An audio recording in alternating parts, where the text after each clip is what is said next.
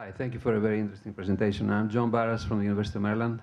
I am interested in healthcare from a technology point of view. So I have two questions. The one you may consider trivial, but I want to get your answer. We have evidence that shows that in the current system there's tremendous overhead by the simple fact that the payment system is not uniform. I mean the trivial fact that the forms and the systems that every insurance company and every state has to use are different, which creates more people to handle that, and the estimate is that it can be anywhere from 25 to 40%. And that is a problem that can be handled directly by government regulation. The arguments against it is that this will have cost because of non-uniformity and translation and so on and so forth. But it's related to the issue you raised, and I'm surprised that Stanford made the announcement you made. Given the IT technology we have today, not to be able to track bundle or no bundle payment, any detail or any patient seems to me rather 50 years back, right? So that's the first question. Well, regarding the uniformity of medical records, the legislation does address that. There's no, it doesn't. Yeah, no, it does. It has features with the standardized, I'm sorry, not medical records, I'm talking about billing.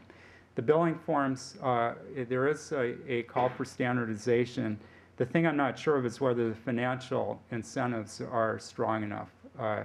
And that's something where I admit I have to read more detail about the legislation, because it's a small amount of money that they seem to be talking about. I mean, as far as I'm concerned, it doesn't require it. It leaves it open. And there are well, it's in there. We could discuss whether the incentives are strong enough. It's definitely in there. But to the other point about the IT, first of all, Stanford now has allegedly a better IT system. And I totally agree. It's inexcusable that you can't track costs. This gets into the weeds, really, in terms of the management stuff. But it is not simply a matter of your ability to track with the IT systems. You have to have incentives at the provider level to keep track of what you're doing. So you may have the ability to barcode everything and know what every physician is using, every gauze pad, every sponge, et cetera, et cetera. But if you can't get the physicians to be efficient in their use of resources, it won't work. So I view the IT as extremely important. You can't do it without the IT, but the IT is far from sufficient. Second question I have is for this life expectancy, right, measure that you want to have normalize everything to life to death. Sure, this is going to increase the GDP. People will be working longer as long as you keep them healthier. No argument there. But on their side, the arguments could be like this. Over a longer lifetime, I put more into the system. And again, that doesn't show anything as far as normalized reduction to costs. It just says put more into the system so you can spend more from your own earnings against insurance. What about the idea of actually reducing the payments if you live longer? Change the curve of expenditures from a patient over lifetime, which which goes like this, to something more like this. Increasing, but not with this tremendous increase in the last 5 or 10 years of life. Well, people have observed that for a long time, have wanted to cut those costs, and they've never succeeded. So the question is, what would be your mechanism for doing so? We actually have done quite a bit analyzing Medicare claims at the end of life. And we tried to develop prospective rules. And the problem is, vast majority of the time, you can't tell who's going to die. So, every congressman says, well, we got to do is cut the end-of-life costs, and they have this idea that patients carry labels that say, I'm going to die.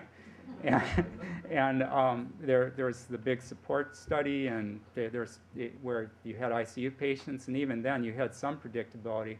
But basically, if somebody has a 50% chance of surviving, are you going to say, don't offer them life-saving care? We're not at that place. And personally, I wouldn't feel comfortable if we were at that place. So I think you're hitting on a big issue, but there's not any really obvious policy solutions to deal with the acceleration of costs as the end of life comes. Because the end of life comes usually when people get really sick. But not everybody who gets sick is going to die. And one of the nice things is some of this stuff really works. Now, I can tell you in our simple rules, the biggest signal, the doctors will probably appreciate this. If you wanted to look at one procedure that's associated with imminent death, it's tracheostomy. Tracheostomy is something you do where you put a hole in the throat for somebody who's going to chronically go on a ventilator for a long time, have artificial breathing support. That was associated with an extremely high mortality rate. But even then, it's not like a perfect predictor. So you raise a good point, and we clearly want to focus on those high costs for the people who are really sick. But you could debate endlessly what specifically you would do to reduce those costs.